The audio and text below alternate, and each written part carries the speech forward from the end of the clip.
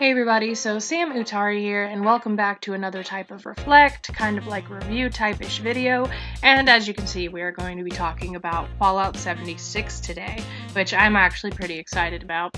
So Fallout 76 was released November 14th, 2018, and everything about that release was madness, to put it nicely. I would know, I pre-ordered the game. So from the launch day, disasters to glitches, the game got further smeared in the mud due to lies from Bethesda and ZeniMax. There were corporate scandals, bad products like their collector's edition and other promos like the Nuka Dark. They added a subscription service and etc., which kind of got the community buzzing in a more negative way than positive way. This game is often seen as a dumpster fire and the worst entry in the Fallout series. Those that still play the game, such as myself, were often called blind fanboys, Bethesda bootlickers, all those other colorful nicknames across Fallout social media accounts and such. But I'm just gonna come out and say it, I'm one of those people that still finds enjoyment in Fallout 76. And I guess the most common question that I get is that has it gotten any better? Has this game improved, and is it worth playing now in 2020? So in this video, I just want to reflect on Fallout 76 and how far it's actually come. I want to address things that I said previously that I disliked about the game, and I kind of want to go over the things that I said I disliked, and I want to see if those are still issues in the game today. So no one can deny that glitches have run rampant throughout the history of Fallout 76. The current meme is that for every step forward in the patches that we get, we then take 10 steps back. But is this true? Well, the game was absolutely unplayable at launch. As someone still playing the game, even my old posts and forums were constantly asking if things were fixed yet, so I could continue doing quests. Back when the game was launched, something as simple as collecting a blood sample from a mole rat, fixing a token dispenser, or even picking a T-45 fuse, that was impossible. Nowadays, you might glitch into the floor of Vault 94, or there'll be headless enemies that spawn and just stand there for whatever reason. While glitches are still unsightly and can be annoying when encountered, they're not as game-breaking as they used to be. And server stability, at least from an Xbox user standpoint, is usually pretty good. Bug fixes happen often, and while people would argue that the game should not be fixing so many issues a year later, I'm just glad that Bethesda still cares enough about those playing the game to try and make it as smooth as an experience as possible. Yes, it's true that with every patch there seems to be a new bug introduced into the game. Some are worse than others, and while this is still a negative aspect of Fallout 76, we are still making some sort of progress. Part of the reason why Fallout 76 was despised was because it actually lacked content. At launch, so many people blasted through the quests and then they were left asking, now what? With players complaining about the lack of content, Bethesda eventually responded with a roadmap for 2019, which was actually really nice and something that the community had been requesting. This included a bunch of new content in the form of free DLC. We got the Nuka Shine quest, which introduced brewing into the game. Also, we got a friendly drunken robot named Biv, which I absolutely adore. How's the busy? How's the busy wizzy? How's the business? With you in charge, there must be lots of customers, huh? One time I burped so hard my eye popped out. Well, I learned my lesson.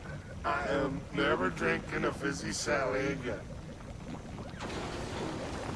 We got the Sheep Squatch quest line, which was actually very story-driven, with its mysteries, its awesome end boss, and through it we also got a new cryptid in the game, which I adore cryptids. The Pioneer Scouts were introduced, which offered a backpack and other in-game items for completing tasks across Appalachia.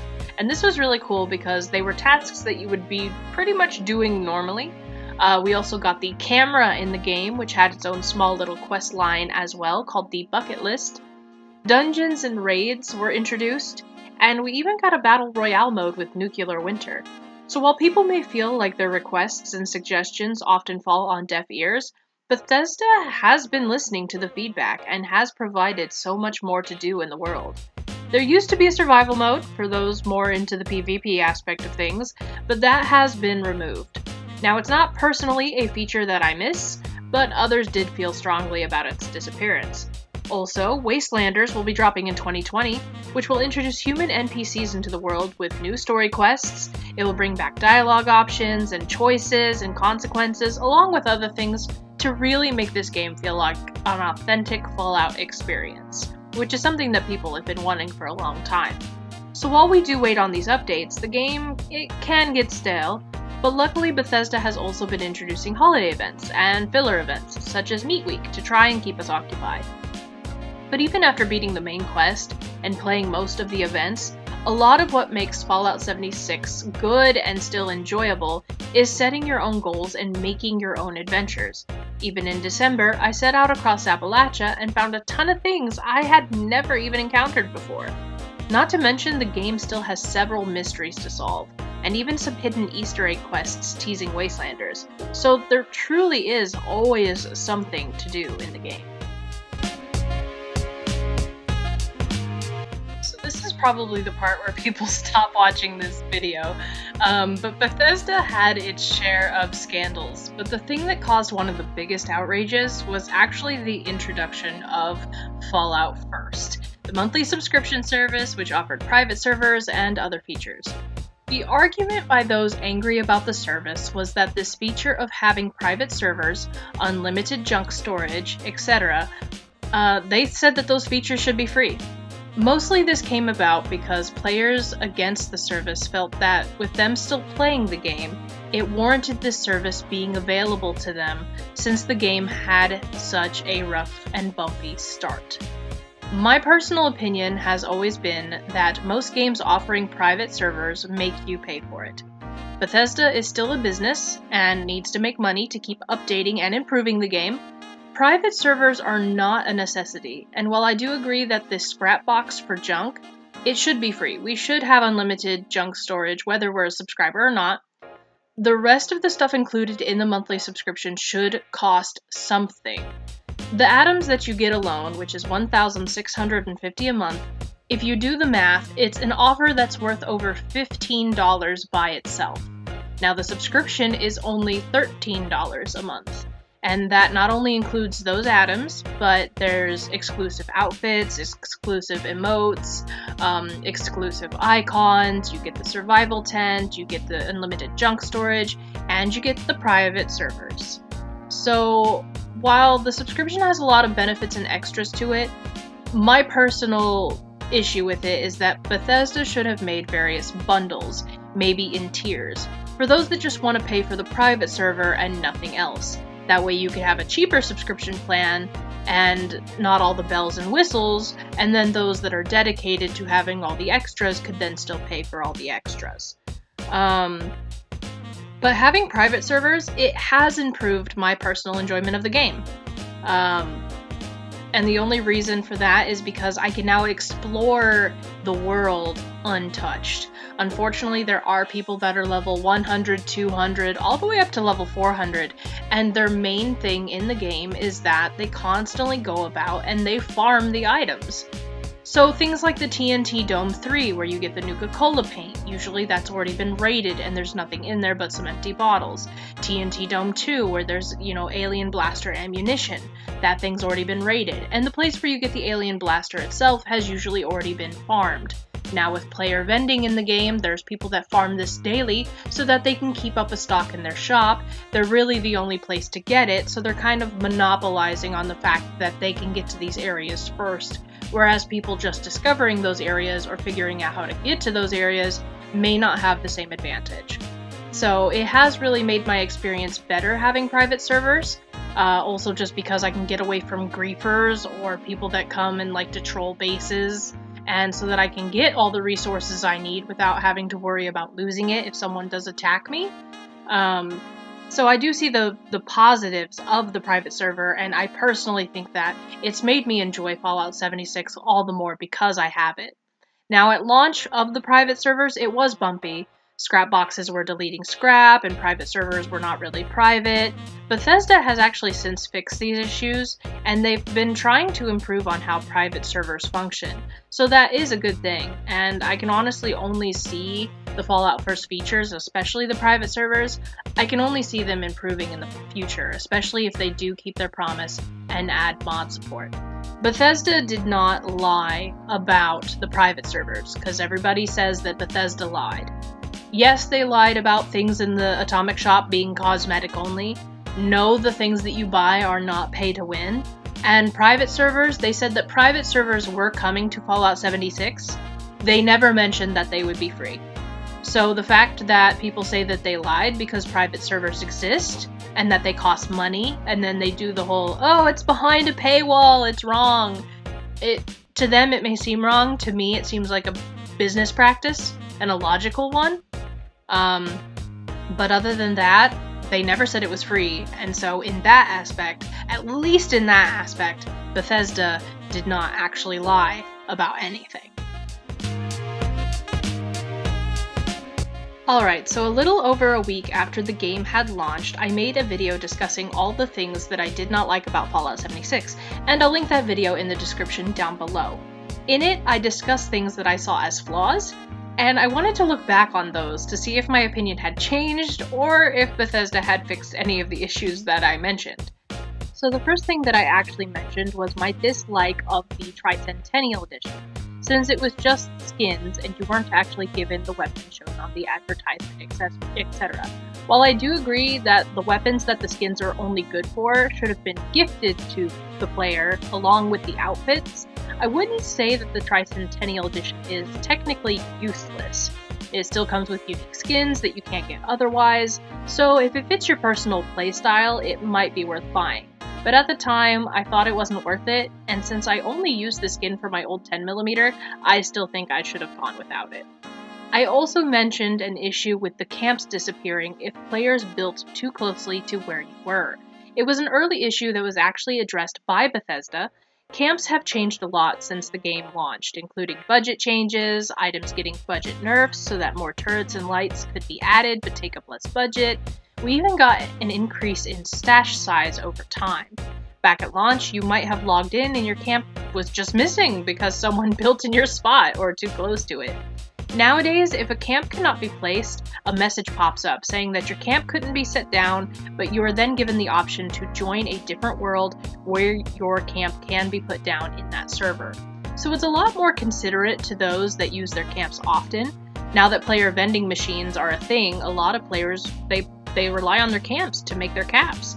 There used to be an issue where camps were not storing properly when they could not be placed down, resulting in players having to rebuild their camps 1,000 times. I was one of those people, which is why it was an issue for me. This has long since been fixed too. A big part of the issue back then was that a lot of us we pre-ordered the game, and so we were all playing at the same time. This meant that new players were all trying to build in the beginning areas together because we were all at basically the same starting levels. The player base is smaller now, and it's more steady, so unless you built in a very popular spot, you won't run into this issue of having to server hop very often.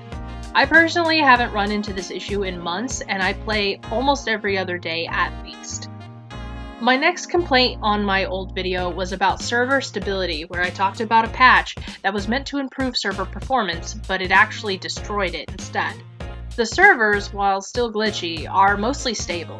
There are exceptions like the Vault 94 raid or servers during events where the number of people logging in suddenly skyrockets. But the servers are not near as bad as they used to be. Crashes do not happen very often, and the performance with the frame rates, etc. has actually improved significantly since launch, even though they still aren't perfect. I then brought up glitches, and my specific complaint were the ones where they did affect combat, so not graphical glitches. Mostly it was about monsters not registering damage, or attacks not registering on creatures so they took 0 damage. This was a huge issue weeks after launch. Bethesda did address this, and while it has improved a lot, there are still times where similar things are an issue. Mostly it comes down to melee attacks not registering on the first hit, even though you get the contact noise. Sometimes the enemy's health bar has a delay of when they were hit and when they took damage. It's minor things and not game-breaking like they used to be, but I do wish Bethesda would fix this issue. One of my larger complaints was having to work around other players. I explained how if people were doing the same quest or using the same base, I complained about having to wait on others because players cannot use the same terminal or crafting bench at the same time. They can't even talk to the same vendor at the same time or use vending machines at the same time. This also goes hand in hand with what I said about the camps. Everyone was still new, so a lot of players were at the same levels and doing the same quests, so this was a larger issue than what it would be now. Yes, if you're in a team and questing together, you still have to wait. Also, vendors and things like the legendary item exchange machine, like I said, they can get rather busy during events, but other than that, the issue has lessened quite dramatically, as the player base has leveled up, gotten smaller, but ultimately it has stabilized. Back at launch, there was also the issue of imbalanced and unpredictable levels in enemies.